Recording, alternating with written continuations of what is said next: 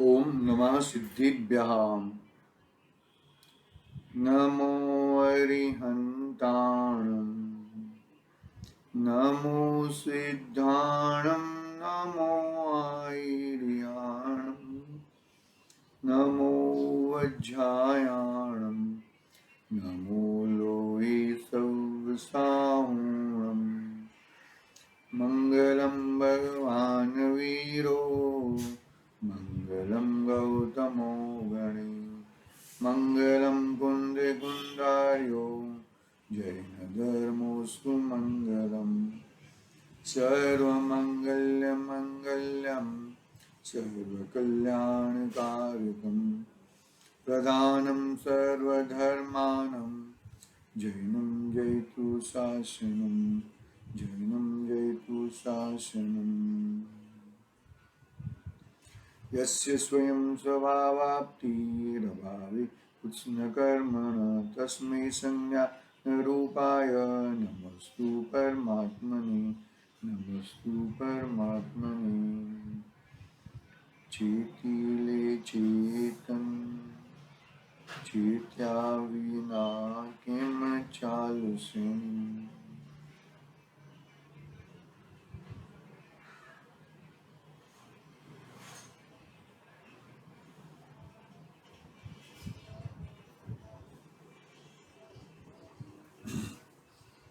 समर्थ आचार्य देव पूज्यपाद स्वामी का महान ग्रंथ इष्टोपदेश विराजमान है।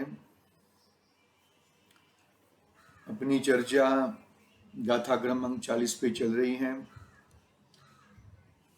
चर्चा यानी कि स्वाध्याय अपना यह है कि जिसने अपने आत्म स्वभाव को देखा है, जिसने अपना कल्याण करने के लिए कमर कसी है, ऐसे जीवों को, ऐसे आत्मार्थियों को, ऐसे ज्ञानियों को, ऐसे योगियों को एकांत में रहना पसंद करते हैं। कभी बाहर आना हुआ तो पश्चाताप कर लेते हैं, क्योंकि बाहर आते हैं तो गड़बड़ कुछ न कुछ होती ही है। एकांत कहाँ मिलेगा, एकांत कहाँ। हमने 3 परिस्थितियां कल खड़ी की थी कि ग्रीष्म ऋतु में वो पहाड़ पे जाके खड़े रहते हैं,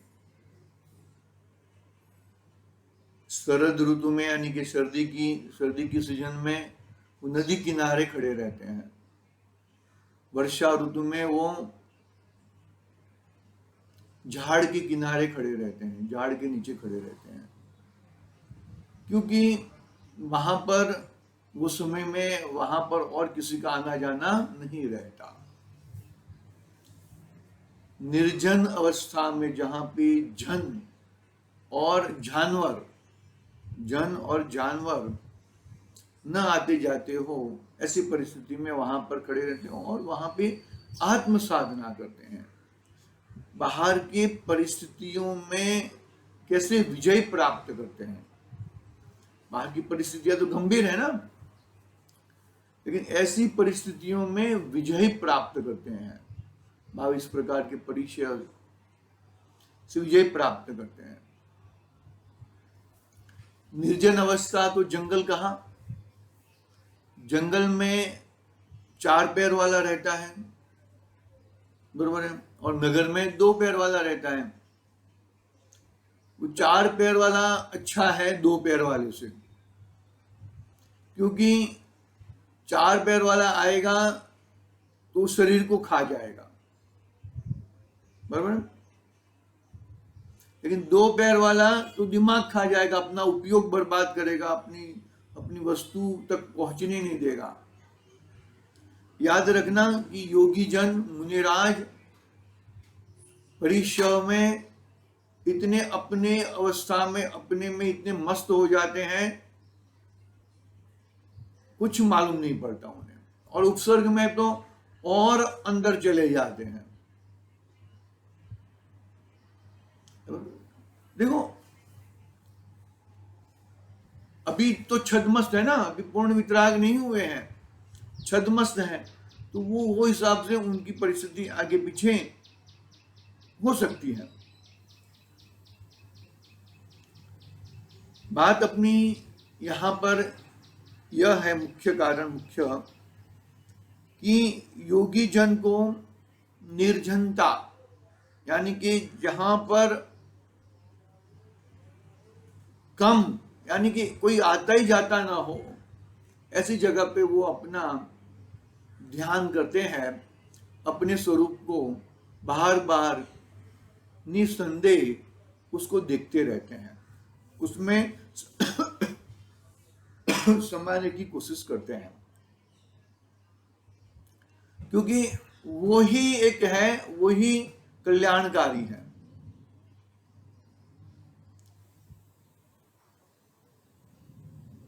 मुनिराज ने कोई समाज सेवा को कोई ठेका लिया नहीं है, मंदिर बनाने का ठेका नहीं लिया है।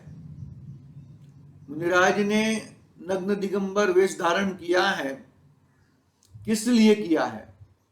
कि मुझे मेरे स्वरूप में चरने के लिए मुझे किसी का अड़चन ना आए, किसी की अड़चन ना आए। कपड़े भी मुझे नहीं चाहिए, कि कपड़े रहेंगे, एक लंगूटी की चाह पूरे संसार को खड़ा कर देती है ना, तो मुझे कुछ भी नहीं चाहिए। मुनिराज के पास दो चीज होती हैं, पिंची और कमंडल। कमंडल एक शुद्धि का साधन है, यानी कि शौच आदि करना पड़ा तो वो शुद्धि का साधन है, और पिंची क्या, दूसरों के माथे पे रखने के लिए, क्या दूसरों को आशीर्वाद देने के लिए। हम आपको आशीर्वाद देने के लिए हमने दीक्षा धारण नहीं की है, हम हमारा आशीर्वाद ये है कि तुम ये संसार छोड़ के योगी बन जाओ, हमारा ये आशीर्वाद है, तुम्हारा इस संसार का नाश हो जाए और मोक्ष मार्ग खुल जाए, ऐसा हमारा आशीर्वाद है। ऐसे मुनिराज के आशीर्वाद होते हैं ज्ञानी पुरुषों के। तुम्हारा संसार फलित रहे, साथ में माले पे तुम बैठ बैठ के, सोने के हिंचके पे बैठ के 7वीं पीढ़ी तक कि बीबी को सोने के घड़े से पानी भरते हुए देखूं, ऐसा संसार मैं नहीं दूंगा तुम्हें। समझ में क्या क्या मांग लेता है एक से एक वाक्य में, कुछ छोड़ता नहीं है वो, मतलब ये मिलता नहीं है उसे, मुनिराज दे सकते नहीं है। मुनिराज की पिंची रखने से थोड़ी हो जाए ऐसा, तो मुनिराज अपने पे पिंची रख के मोक्ष ले सकते हैं ना। बात समझ में आ रही है कि नहीं आ रही है? अरे वो पिंची दूसरे पे घुमा रहे हैं, वो हम लोग जो जरा कड़क उदाहरण है, उल्टा मत लेना। वो ट्रेन में आता है ना, ट्रेन में आता है, आप हमें 1 रुपया दो, आपको हजारों रुपया देंगे, वो आपको हजारों रुपया देगा। अरे भाई तुम मेरे से 1 रुपया मांग रहा है तो 1000 रुपया उससे ही मांग लें तो। बात समझ में आ रही है नहीं आ रही? यदि वो मुनिराज पिंची रख के यदि तुम्हें संसार का फल, संसार का सुख दे सकते हैं, तो वो अपने में पिंची रख के मोक्ष का सुख ले सकते कि नहीं ले सकते? बात को समझो जरा। मतलब ये जो तुम्हारा कर्माधीन अवस्था है ना, कर्माधीन अवस्था कोई टाल नहीं सकता, कोई आगे पीछे कर सकता नहीं है, वो याद रखना। कर्माधीन अवस्था को जो तुम तोड़ सकते हो तो तुम अकेले, स्वयं अकेले काफी हो। हाँ, और कोई तुम्हारी कर्माधीन अवस्था कोई तोड़ सकता नहीं है। क्यों तोड़ सकता नहीं है? क्योंकि कर्म तुमने बांधे हैं, तुम्हारे उदय में आए हैं, और तुमने उदय के काल में यदि तुमने आत्म स्वभाव को देखा तो वो कर्म यूं ही आके चले जाएंगे।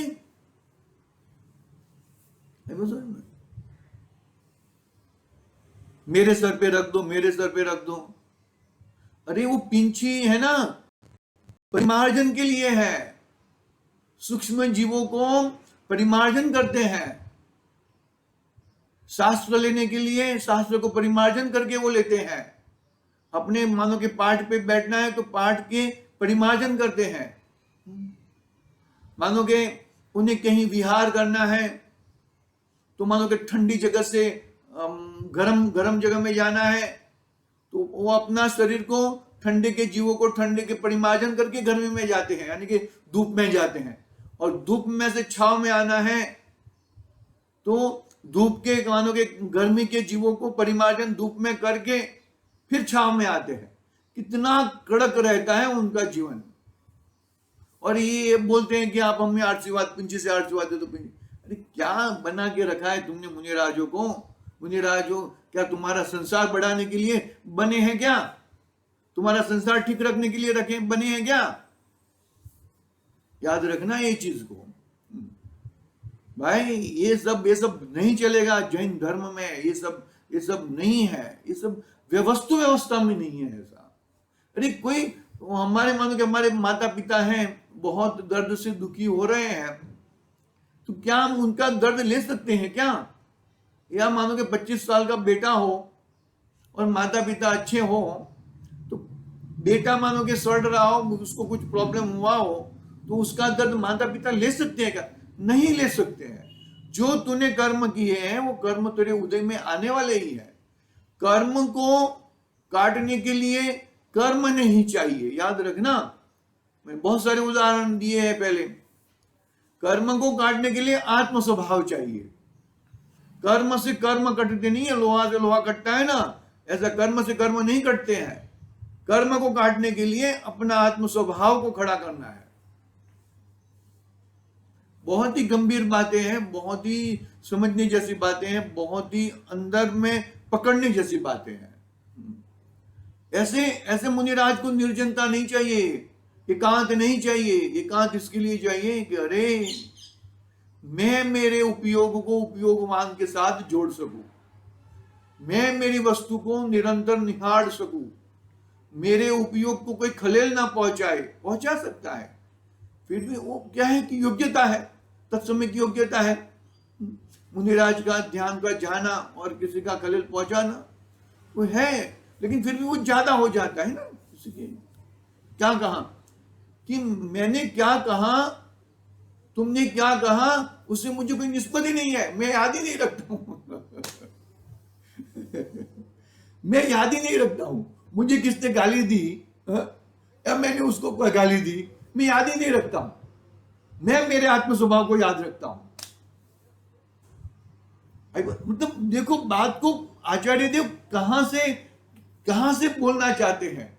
तुम ये सब याद रखे, रे तूने मेरे को 2 साल पहले, तूने मेरे को 20 साल पहले, तूने मेरे को वो किया था, तूने मेरे को वो किया था, मैं तेरा वो नहीं। अरे भाई वो हो गया था, वो समय की बात अलग थी, अभी के समय की बात अलग है। वो समय की तत्समय की योग्यता ऐसी थी, हो गया होगा। वो याद करके अभी क्या करते, क्या कहना चाहते हो। बात को समझो भाई। ये उपदेश नहीं है, ये पूज्यपाल स्वामी का उपदेश है, मेरा कोई उपदेश नहीं है इसमें। मैं तो उनका आड़तिया हूं, पोस्टमैन हूं आपके सामने। याद रखना ये चीज। मैं कोई ज्ञानी नहीं हूं, याद रखना। ये तो क्या है, अपना थोड़ा अभ्यास है, थोड़ा रुचि है, और क्या करेंगे। करीबन ये चल रहा है हमारा, 5 साल से चल रहा है ये चीज। बहुत सारे पढ़े, बहुत सारा चीज देखा। निरंतर इसके अंदर लगे रहना चाहिए हमें, निरंतर हमें लगे रहना चाहिए भैया।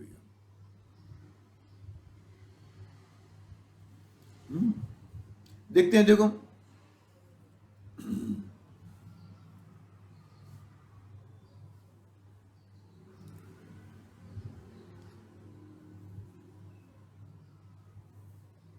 त्राटक एक शब्द पढ़ा है, त्राटक, उसका अर्थ कर रहे हैं गुरुदेव। देखो त्राटक अपने कुनकुंद आचार्य देव का संघ का नाम क्या था मालूम है? बलात्कार संघ। क्या नाम था? बलात्कार जबरदस्ती पूर्वक, यानी कि अपने उपयोग को उपयोगमान से जुड़ाओ, अपने स्वधर्म में आ जाओ, स्वधर्म में अटको, बाहर में पर धर्म में मत अटको। तो जबरदस्ती पूर्वक इस तरह का प्रयोग किया जाता था, उसका नाम है बलात्कार। अपने अपने लौकिक में बलात्कार वैसा बलात्कार नहीं है। मतलब कहने का भाव देखो, त्राटक, त्राटक यानी कि क्या, कि अंदर एकाग्रता। ऐसे त्राटकते हैं, अपने स्वभाव में ऐसे बस जाते हैं कि कोई वो चंदन को कहा था ना, चंदन को लगाते हैं, फिर उसको उसके ऊपर 5-10 आदमी खिल के ऊपर चढ़ जाए तो भी वो खिलती नहीं है। ऐसे त्राटक, ऐसे अपने स्वभाव में मस्त। देखो, त्राटक એટલે અંદર એકાગ્રતા। આમ ત્રાટક નથી करता, नजर करे छे एम अंदर त्राटक लगाओ। अंदर मतलब अपने स्वभाव में अंदर स्थिर हो जाना। न्यायक चैतन्य स्वभाव ऊपर एकाग्र हो जाना, अपने स्वभाव पे हो सकता है क्या?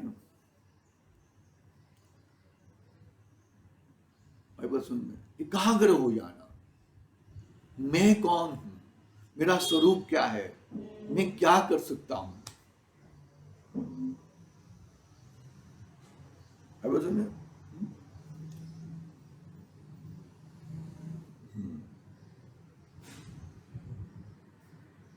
अभ्यास करता करता धारणाओं में श्रेष्ठता प्राप्त हो जाने से, यानी कि क्या होता है, निरंतर अभ्यास। किस चीज का अभ्यास? अपने स्वभाव की ओर। बार बार बच्चे लोग रहते हैं, पढ़ते हैं ना, तो एक ही एक सम बार बार नहीं करते हैं। इस प्रकार के बार बार दूसरे दूसरे के कोई पुराने पेपर में कैसा सम आया था उसको सॉल्व करेंगे, उसको सॉल्व करेंगे, और भी सॉल्व करेंगे। एक ही एक सम को सॉल्व करते नहीं है, वो ऐसा वो रट्टा नहीं मारना है। अरे बहुत सारी परिस्थितियां, अनंतों परिस्थितियां है। कौन सी परिस्थिति में क्या आएगा, कब क्या होएगा, क्या कौन सी चीज सामने आने वाली है, तुम्हें क्या मालूम है? तुम्हें मालूम है क्या? बुद्धि ज्ञानी अलग बात है, लेकिन कौन सी कर्म की परिस्थिति तुम्हारे सामने आने वाली तुम्हें मालूम नहीं है। हर कर्म की परिस्थिति के सामने तुम्हें अपने भगवान आत्मा को हाजिर करना है। हाजिर हो।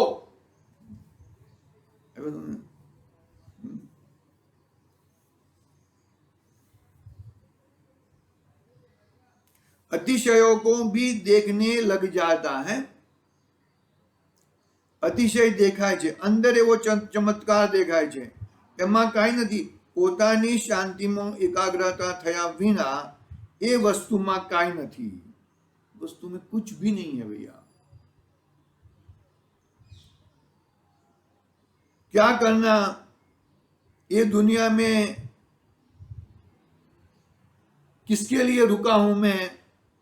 प्रभावना होती है। कौन सी प्रभावना? प्रभावना किसे कहते हैं? हम लोग मंदिर में जो दे देते हैं उसको प्रभावना कहते हैं। वो प्रभावना नहीं है। अपनी शुद्धात्मा की। देखो, पोतानो चिदानंद भगवान शुद्ध आनंद कंद धाम एमो लिंता करवी ये प्रभावना छे। ये तो निश्चय प्रभाव, अरे ये साची प्रभावना है। कोई कहता है, कोई मुक्ष बोलता है कि ये तो निश्चय, अरे वही सच्ची प्रभावना है। व्यवहार प्रभावना का कथन क्या है? देखो कि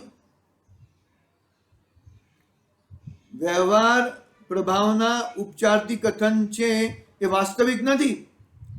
प्रभावना बे प्रकार। देखो, आज मैं ये बात आई ना गुरुदेव की, मैं आपको बात बताना चाहता हूं उसके बारे में कि यदि किसी को मानोगे, किसी को घर में प्रॉब्लम है, तो चलो भाई उसको प्रॉब्लम है ना, तो 5,000 रुपया दे दो उसको। तो 5,000 रुपया लेने के लिए मना करता है। वो क्या कहता है कि मुझे आपके 5,000 रुपया नहीं चाहिए, क्योंकि आपने 5,000 रुपया मुझे दे दिया तो मुझे 1 महीना 15 दिन मेरे सेटल हो जाएगा। बात सही है, क्योंकि मुझे परमानेंट सेटलमेंट चाहिए। तो मुझे कुछ काम दिला दो, मुझे 2, 3, 5, 10 हजार की नौकरी दिला दो। जिससे मेरा गुजारा निरंतर चला रहे। बात को समझो जरा। तो प्रभावना का मतलब क्या है? मानो कि हमने किसी को कुछ दे दिया, उसका नाम प्रभावना नहीं है भैया। यदि व्यवहार से प्रभावना आदि करनी है ना, तो अपने वस्तु स्वभाव का, जिनवाणी में आई है वो बात का निरंतर बात बताते रहना, अपने स्वयं को भी समझना और दूसरे को भी समझाते रहना, वो सच्ची प्रभावना है। अरे कुछ चीज दे दी तो क्या वो प्रभावना कहलाती है क्या? और आजकल तो कुछ भी देते हैं, लड्डू फड्डू पड्डू, ऐसे लड्डू को चढ़ाने का, सचेत चीज चढ़ाने का मना करते हैं। बात को समझना चाहिए किस तरह से हम कौन से एंगल पे जा रहे हैं।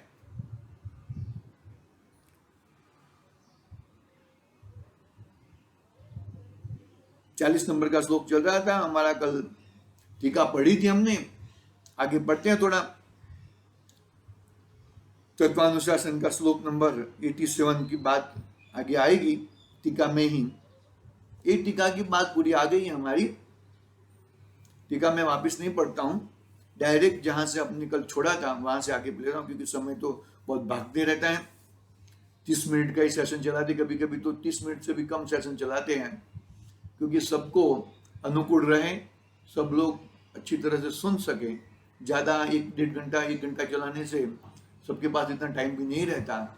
वो समझ के हम 30 मिनट का या 30 मिनट से भी कम, 25 से 30 मिनट का ही सेशन चलाते हैं मैक्सिमम। 30 मिनट से तो ऊपर कभी कोई आधा बार गया हो तो बात अलग है। देखो तत्वानुशासन श्लोक नंबर 87 में कहा है, गुरुपदेश मासाध्य,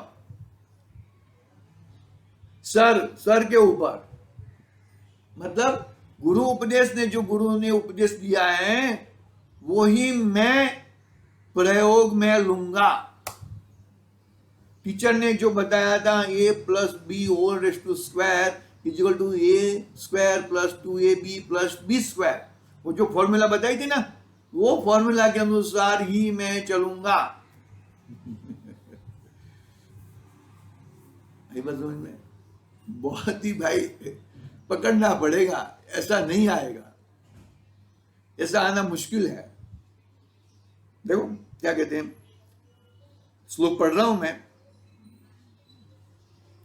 गुरुपदेश मासाध्य समभ्य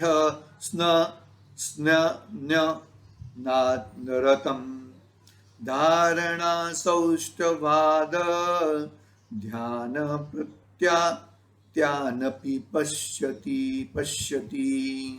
वापस एक बार पढ़ रहा हूं, बहुत ही अच्छा श्लोक है, 87 नंबर का तत्वानुशासन का श्लोक। गुरुपदेश मासाध्य समभ्य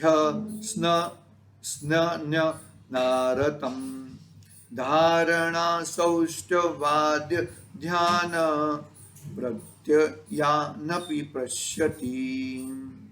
क्या कहते हैं, देखो, गुरु का उपदेश प्राप्त करके, देखो, गुरु का उपदेश प्राप्त करके निरंतर अभ्यास करने वाला धारणा के सौष्ठव से, अर्थात अपनी सम्यक और सुदृढ़ अवधारण शक्ति के बल से ध्यान के प्रत्यय लोक चमत्कारी अतिशय देखता है। क्या कहा? अरे गिरे का उपदेश नहीं, और किसी का कोई उपदेश नहीं है। पूज्यपाद स्वामी का उपदेश सुनकर पूज्यपाद स्वामी ने जो बताया, बरोबर, देखो, गुरु का उपदेश प्राप्त करके निरंतर अभ्यास करूंगा मैं, निरंतर। बच्चा अव्वल नंबर पे कैसे आता है कि गुरु का उपदेश मिला, मानो कि क्लासेस गया था, ट्यूशन गया था, स्कूल में गया था, वो जो भी गया था, वहां पे जो बताया था वो हिसाब से बहुत सारा अभ्यास किया, बहुत ही अभ्यास किया, और वो अभ्यास के फल रूप अव्वल नंबर पे आता है। ठीक उसी तरह हमें पूज्यपाद स्वामी का उपदेश मिल रहा है। पूज्यपाद स्वामी का उपदेश के माध्यम से निरंतर मैं अभ्यास करूंगा, निरंतर मैं स्वपर भेद विज्ञान करूंगा, सौष्ठव से अपनी सम्यक और सुदृढ़ अवधारण शक्ति के बल से ध्यान के प्रत्यय लोक चमत्कारी अतिशय देखता हूं। लोक में चमत्कारिक अतिशय देखता है तथा अपने को अवश्य करने योग्य भोजनादि की परतंत्रता के कारण कुछ थोड़ा सा श्रावक आदि को कहता है, अहो यह करो इत्यादि कहकर उसी क्षण वह भूल जाता है। भगवान क्या हुक्म है ऐसा श्रावक आदि पूछते हैं तो भी कुछ उत्तर नहीं देते। बहुत समझना बात को, बहुत ही छोटे से छोटे में कही है, लेकिन बहुत ही एक्चुअली श्रावक लोग हैं ना, मुनिराज की अवस्था को देखकर उनको ध्यान में आ जाता है, तो वो जो उनको चलती है आयुर्वेदिक, मानो कि सूंठ है, पिपड़ा मोड़ है, मानो कि उष्णता आ गई है, उष्णता शरीर में उष्णता पैदा हो गई है या ठंडक का है, तो वो साथ में दे देते हैं। एलोपैथिक मेडिसिन नहीं हो, याद रखना, नहीं तो एलोपैथिक मेडिसिन खिला दोगे आप महाराज को, मुनिराज को। आयुर्वेदिक मेडिसिन वो कभी शायद मुनिराज कह भी देते हैं कि मुझे दस्त हो गया है, गर्म के दस्त हो गए हैं, या मुझे ये हो गया है, वो हो गया है, वो सब देख लेते हैं, वो सब बोल देते हैं, लेकिन वो बोल के वापस भूल जाते हैं, वो रहते नहीं है। ठीक उसी तरह मतलब क्या कहते हो, ऐसा श्रावक आदि को पूछते हैं तो भी कुछ, मतलब श्रावक पूछते हैं कि महाराज जी भगवान आपको क्या हुआ है, कैसे हुआ है, उनको जवाब नहीं देते हैं। फिर भी कोई बार ऐसे बातों में कह देते हैं, बात कभी होती है तो हो जाता है, भाई ऐसा प्रॉब्लम है। इस सब श्रावक को ऐसा मुनिराज के शरीर के बारे में चिंता करके उनको देखना चाहिए। ठीक है, आज की बात यहाँ पे पूरी करते हैं। हाँ, आगे देखेंगे, आगे भावार्थ पढ़ा है, भावार्थ बचा है, भावार्थ पढ़ेंगे कल, और फिर 41 नंबर का श्लोक पढ़ेंगे। बहुत ही मार्मिक श्लोक आया है, बहुत ही सुंदर श्लोक आया है। इस श्लोक को अंदर अवधारण करना बहुत जरूरी है। आज के लिए ओम नमः सिद्धि ज्ञानी जनिधि।